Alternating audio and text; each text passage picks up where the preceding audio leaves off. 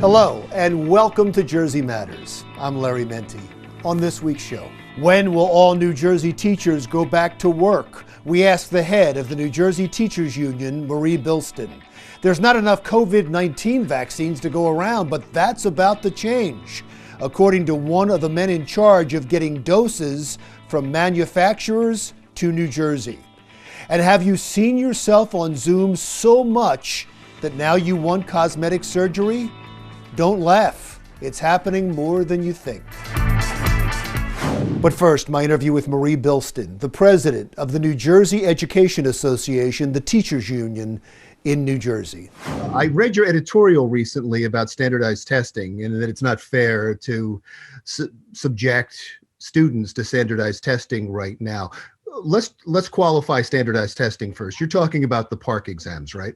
I'm talking about the state mandated test that are also federally required. The regular standardized testing to assess where students are, where we need to get them, they are already going on inside of our districts across the state, and they are aligned with our state standards. What we are asking for is the Department of Education to apply for a waiver from the federal government on the federally mandated test. Where does that stand right now? I know several people have requested this, not just the NJEA.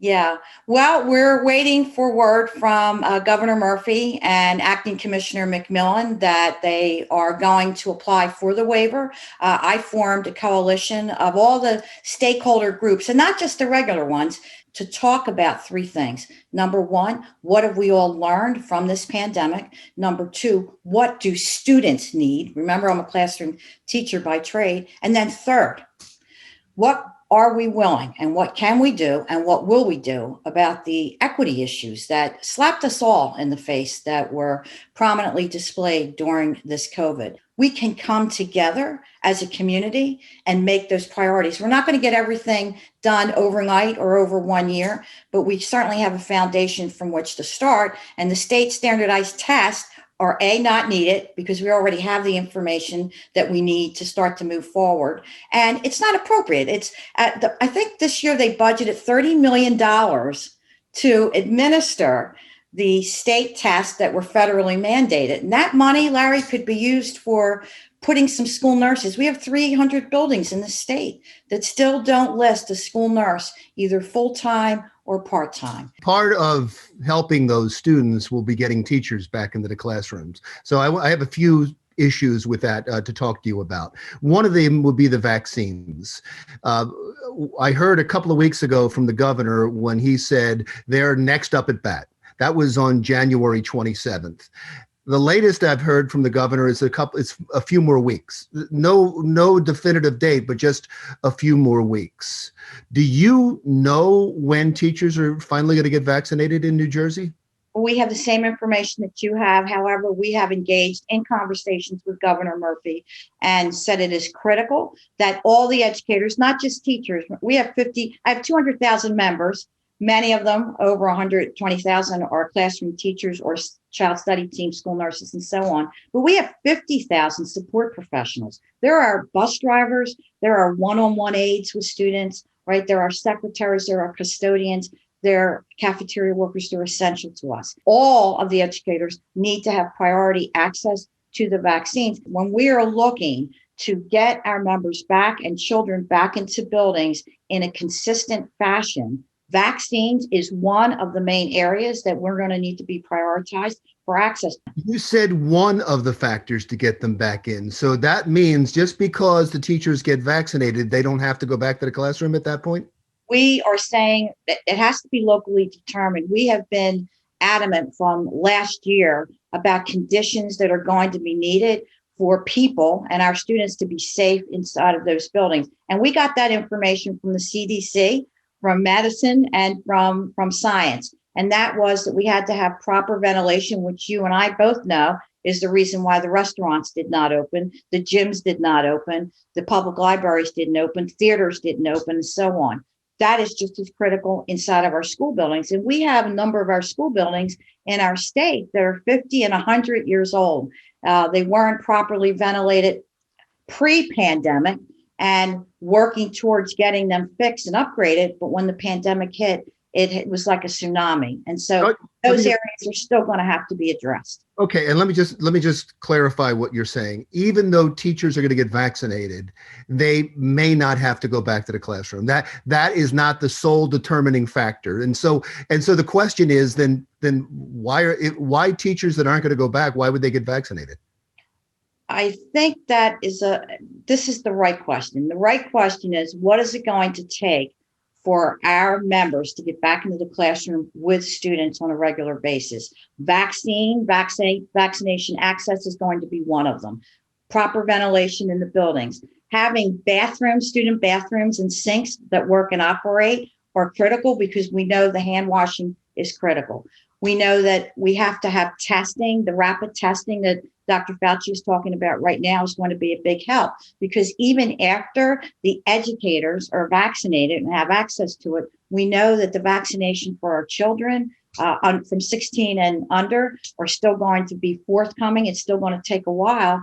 And so we know that we need to address all of those factors. You mentioned the CDC, and you mentioned you mentioned science a moment ago. Dr. Fauci recently came out and said that teachers and children have a much greater risk of getting COVID-19 in the community than they do in the classroom.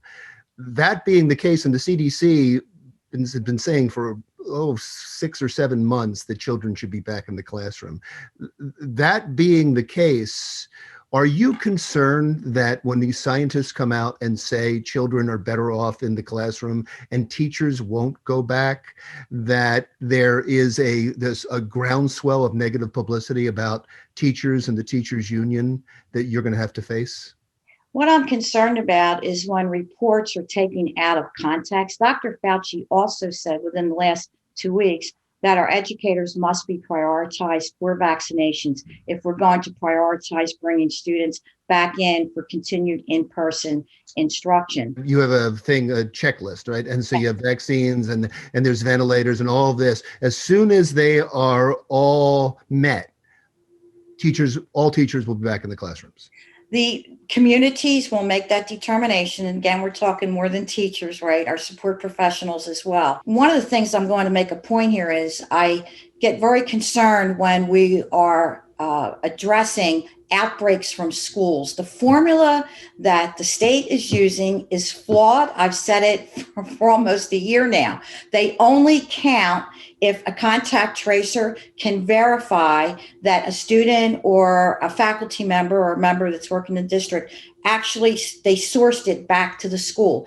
What we have found is A, there are not enough contact tracers. B, people in the community are not cooperating with contact tracers.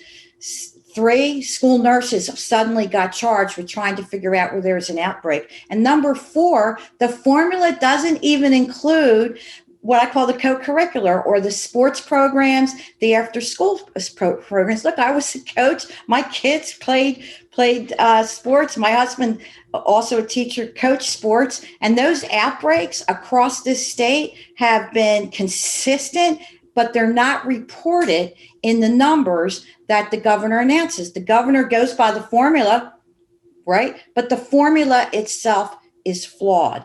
And let me end with this, and because I think it's something everybody can agree with. The teachers can agree with the superintendents. Everybody's frustrated with the situation right now, but you would agree that everybody, the union, the teachers, the parents, the superintendent, everybody wants the teachers back in the classroom. We all want to go back. Larry, 35 years in the classroom. This is not normal for me to even be talking to you on a Zoom. I'm used to having my students in front of me all in one place. We've done a remarkable job overnight. We've done all kinds of outreach. It's not the same. It's not the best. And that is why we are so adamant about putting the factors into place so that our members and our students can come back into our schools and be safe and be confident about what we're doing. Right. And that was an excellent point, too, because as much as I'm asking questions to play devil's advocate, I'm interviewing you on Zoom. So my business has changed as well, and I'm not going to work. So I think a lot of us are in that same boat. I really appreciate your time. Thank you so much. Marie Blistan, head of NJEA. Still to come, there's going to be hearings to investigate New Jersey's COVID-19 response after all. We'll talk to the man in charge of those hearings next.